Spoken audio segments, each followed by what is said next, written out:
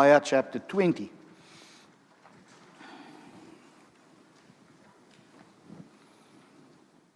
You know, sometimes I hope you have seen that. I have heard that people say, and I haven't heard it from you, honest, but in the past I've heard how people say, you are staying in this book so long. It depends on how you look at it, but I hope you will see how many aspects of life we have already covered in this Old Testament book, just in 20 chapters.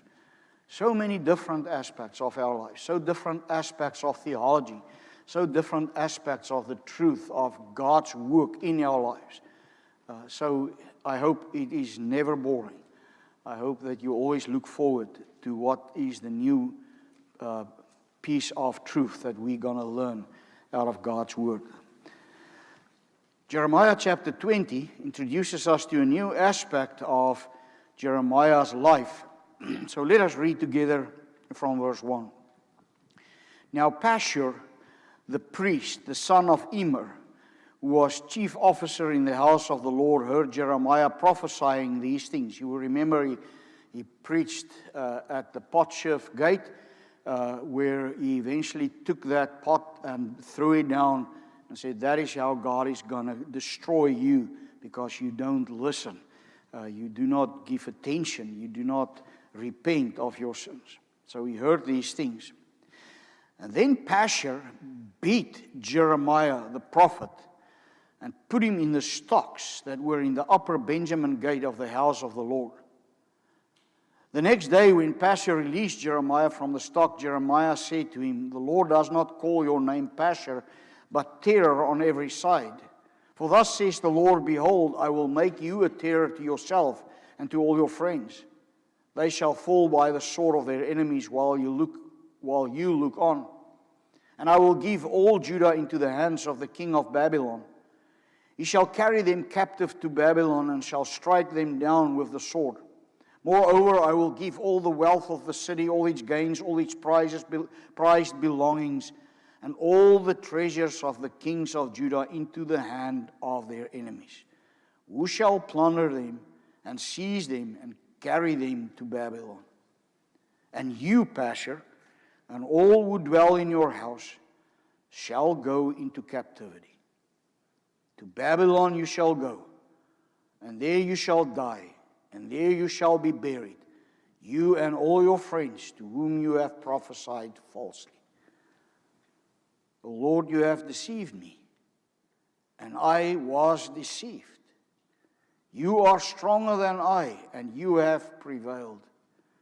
I have become a laughing stock all the day. Everyone mocks me. For whenever I speak, I cry out. I shout violence and destruction. For the word of the Lord has become for me a reproach and derision all day long. If I say I will not mention him or speak any more in his name, there is in my heart as it were a burning fire shut up in my bones, and I'm weary with holding it in. I hope you see the break. There's a break between 8 and 9. His complaint, and then suddenly he says in 9, if I say I will not mention him or speak any more in his name, there is in my heart as it were a burning fire. So I'll focus on that in the sermon. For I hear many whispering terrorists on every side.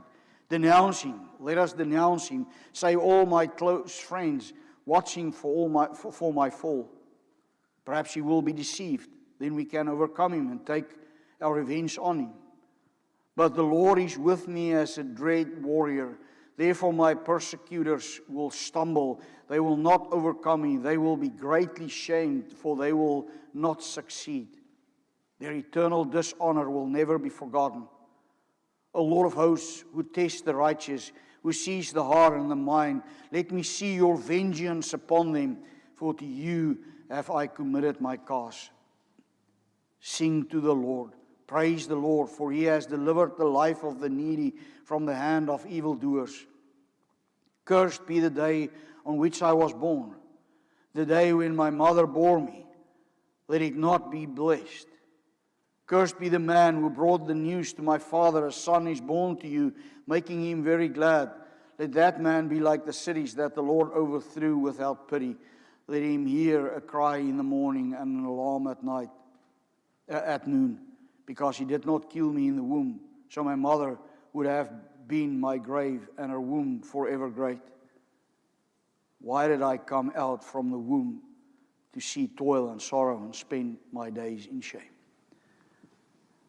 Wow. You can see a man struggling with a lot of thoughts as he is going through a very deep, troubled time in his life as he experienced how he was wounded as a servant of the Lord. I'm going to focus on about 5 aspects in this chapter, beloved in the Lord Jesus Christ. If we look at just the introductory aspects of the sermon, you will see Jeremiah 20 follows immediately after Jeremiah's visible sermon at Topheth. You remember I focused on that two weeks ago in chapter 19. There we've seen how Jeremiah had very faithfully proclaimed God's judgment against Judah for her idolatry, her covenant breaking, and refusal to repent. His message was nothing else but God's message to God's people. Yet instead of repenting, the people remained hardened, but then also turned, now we see, against the messenger. It's one thing to be disobedient, and I mean that's the most terrible part, to be disobedient to God, but now to also come and put their hands upon the messenger. Now, I know some of you might think about these false teachers that can quote passages like, you may not put your hand upon the messenger of the Lord. In the meantime, they preach all falsehood. That is not what this passage is about. What this is about is how the truth are actually hated. So much so that even the carrier, the bearers of this truth, are also now assaulted. Yes, the people remain hardened to the point that now they turn against the messenger also of God's word. And contrary to what you might think, I can promise you, after almost 35 years of experience, it is not always easy to preach. It is easy to talk about those things that people like to hear. But it is not that easy to speak of those things that are controversial, the things that we don't want to hear, the things God commands us to preach, like we heard the previous time, like the terrible judgment of God over those who don't and will not repent.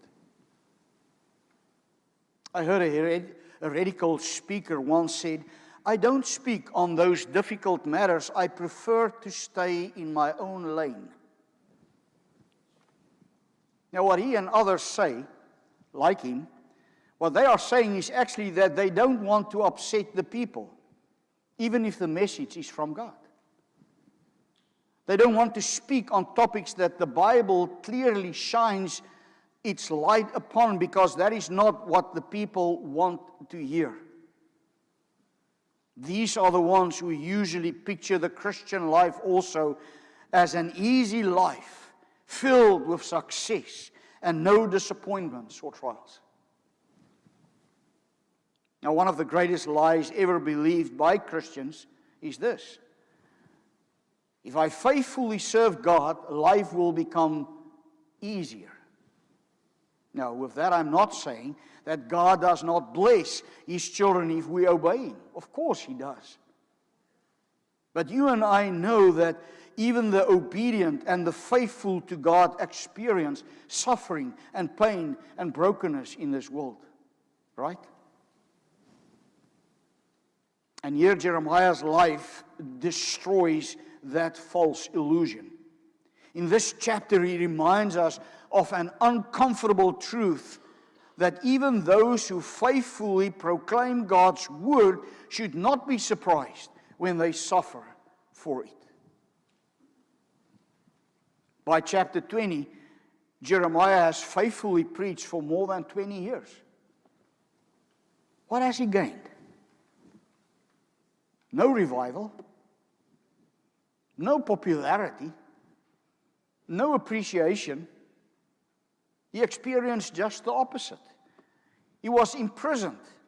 He suffered public humiliation. He experienced loneliness.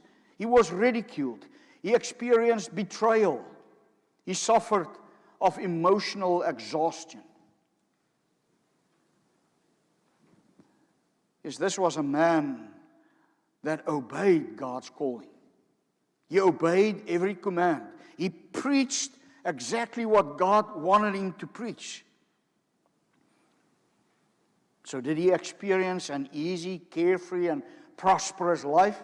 No, not at all. And if we shine the light of the New Testament on this prominent Old Testament figure and recall the words of Jesus, who centuries later said, it makes even more sense, because he said, if they persecuted me, they will also persecute you. John 15, verse 20. So as we've seen many times already, Jeremiah's suffering points us beyond himself to Christ. The faithful prophet who endured the greatest opposition so that people, his people, could stand firm. And later more about that. So the first thing I want us to look at, as we look in more detail in this chapter, is the cost of speaking God's truth. Pashur, the priest and the chief officer of the temple, heard Jeremiah's sermon, and he did not like what he heard at all. So he had Jeremiah brought to him, and he had him beaten, and he placed him in the stocks at the Benjamin gate. Now that means that his hands and his head was put in the wooden blocks so that he could not move, and he was standing like that for how long? But it's important that you see who it was who persecuted Jeremiah. It is not Babylon. It is not pagan idolaters. It is one of Judah's own religious leaders that persecuted him here. And throughout redemptive history, those who faithfully proclaim God's truth have often faced their greatest opposition from those who outwardly profess religion but reject God's word. The most harm done to the church is most often caused by those inside the church. Jeremiah was called to expose the sin and the false worship and the false security of the people of God who preferred the comforting lies of the false prophets above the uncomfortable truth of God's servant. And you see already during those days, that which Timothy later talked about, they gather around them, or Paul to Timothy, they gather around them those who tickled their ears.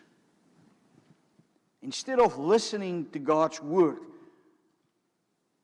and repent.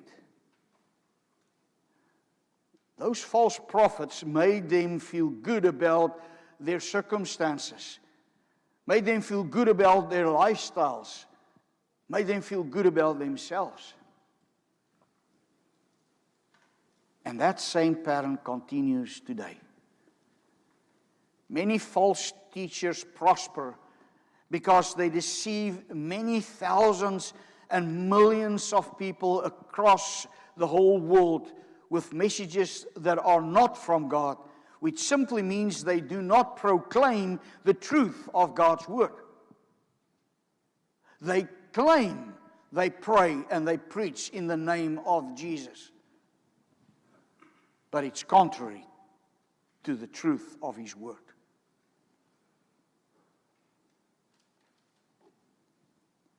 On the other hand, the church around the world continues to suffer persecution. Millions of Christians live under severe persecution because of their faith. Many face imprisonment and violence and discrimination or death. Even where physical persecution is less common, believers experience increasingly ridicule and social exclusion and pressure to compromise biblical convictions and open hostility toward the truth of Scripture. But even though the form of persecution changes, the source remains the same. And Jesus explained that. He says, people loved the darkness rather than the light because their works were evil. So people who have not come to the light remain in the darkness. And those who are in the darkness love the darkness rather than the light. You see it in their evil deeds. And because the light exposes what they want to hide in darkness, they cannot stand the light. Yes, they even hate those who share and shine the light.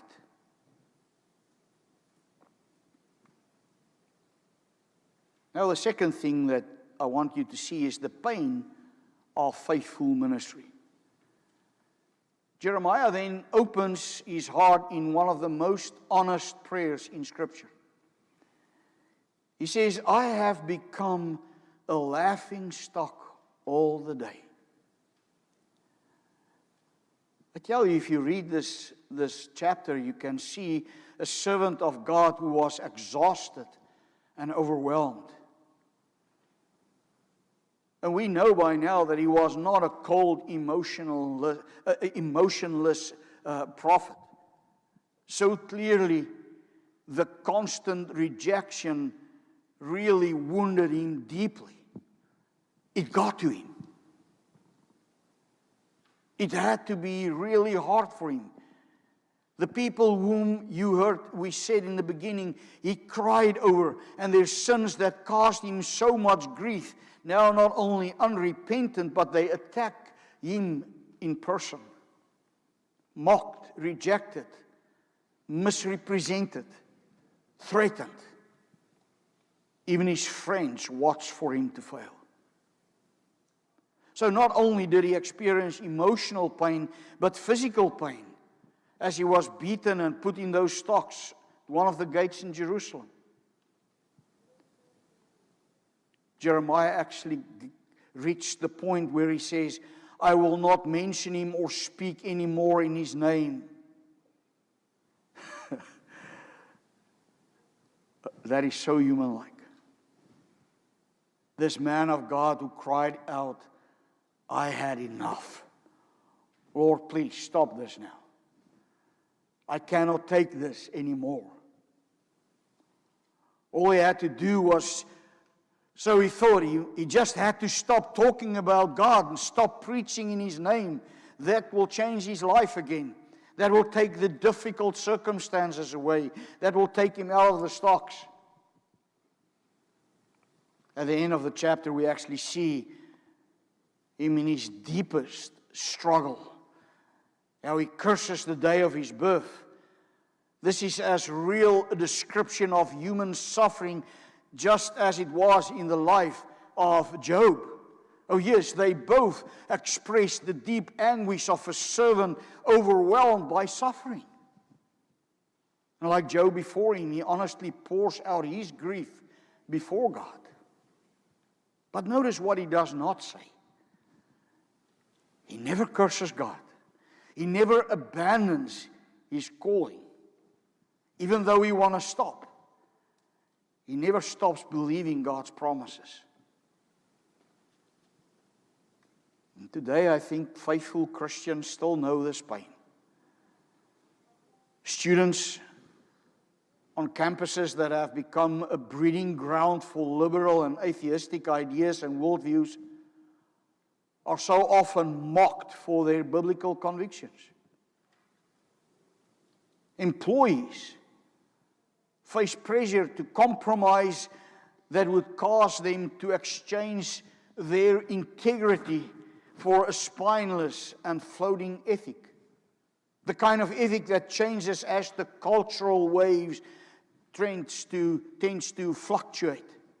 And yes, it seems that it changes almost overnight these days. Parents are ridiculed for raising their children according to God's word. Pastors are criticized for preaching unpopular biblical truths. Any one of us speaking out the truth are so often told we are so hateful. Yes, to stand up for Christ is often costly. But notice, however, what Jeremiah does. He does not turn away from God. He turns to God. He brings, even if it's in pain, everything of what he's experiencing to the Lord in prayer. Yes, his pain, you want to say, becomes prayer. That is faith. God never asks us to pretend that persecution does not hurt. He calls us to bring our wounded hearts before Him, depending fully on Him, and seeking Him to fully encourage, strengthen, and guide us through the time of fire. And the third thing I want you to see is that why Jeremiah could not quit. Immediately, but it's like a big contrast. He adds, there is in my heart, as it were, a burning fire shut up in my bones, and I cannot. If you look back at Jeremiah chapter 5:14, you will remember that we read that the Lord had already said to Jeremiah, I will make my words in your mouth a fire. So now Jeremiah experiences that reality in a very personal way. But see this, the fire is not primarily emotional enthusiasm. No, it is the irresistible power of God's word working within the prophet. Now Jeremiah experienced not only that it is hard to preach, but it is even harder not to preach. Notwithstanding his suffering, he could not stop speaking. The power of God's word forces him. The truth of God's word urges him to continue. Doesn't matter what the consequences were. You see what God further reveals to us in this passage. It is not Jeremiah who preserved God's word. It is God's word that preserves Jeremiah. Many years later, the apostles were preaching the gospel, and because they were speaking about Jesus and that He rose from the grave, they were put in chains and they were imprisoned. And they were commanded not to preach in His name. But what did they answer? Their answer echoes Jeremiah. We cannot but speak of what we have heard and seen. We cannot but speak. Acts chapter 4:20. And this is true for every believer. We do not sustain Christ. Christ sustains us. J.A. Thompson, in his commentary on Jeremiah, writes the following. He says, the prophet discovers that the divine commission cannot simply be laid aside like an unwanted occupation. The word of God has become an inward necessity. Jeremiah cannot abandon his calling because the God who called him continues to constrain him. R.C. Sproul even makes a similar point whenever he discusses the prophetic office. He says, God's call is not merely an invitation, but an effectual summons. The prophet is under divine compulsion. Jeremiah's burden is not self-imposed enthusiasm, but the sovereign work of God within him. And that makes me so sad to see how many claims to have this calling of God, but they don't know what they're talking about. And I trust that this event and what God reveals to us will give you a deeper sense of the seriousness of preaching of God's Word and those who are truly called to preach it. Every faithful preacher knows something of the Word of God burning in them, that they cannot do anything else but preach the truth. Every faithful believer should know something of this in their own lives. Doesn't matter what the ridicule might be, I must stand up. I must say what is right in this moment right now. Why? Because the gospel is not merely information, it is the active and living Word of God. When Christ truly dwells within us, we cannot permanently suppress His truth. Doesn't matter what the consequences are for us personally, because we speak for the glory of God. And that is why Jeremiah eventually is able to declare, "But the Lord is with me as a dread warrior." Nothing around him, if you think about it, has really changed. His circumstances remain painful. What has changed is his focus. He remembers who stands beside him. This is always the secret of Christian perseverance. Victory does not come from self-confidence. It comes from confidence in God. Peter trusted himself. And what happened to him? He fell. Jeremiah looked to the Lord and stood. And so must we. Jesus tells his disciple, "Abide in me, because apart from me you can do nothing." Yes, as Christians, we cannot live life in our own strength. We overcome only as we remain united to Christ through faith, through prayer, staying in His Word, through the power of the Holy Spirit. And then when persecution comes, our greatest temptation will always be fear or compromise, but we will experience how Christ calls us to faithful endurance in Him, in unity with Him instead. The fourth point, Christ, again we see, greater than Jeremiah. Once again, Jeremiah just points us to one greater than himself. Everything Jeremiah experienced, Jesus experienced in greater measure. Jeremiah was rejected by religious leaders. Jesus was condemned by the chief priests and elders.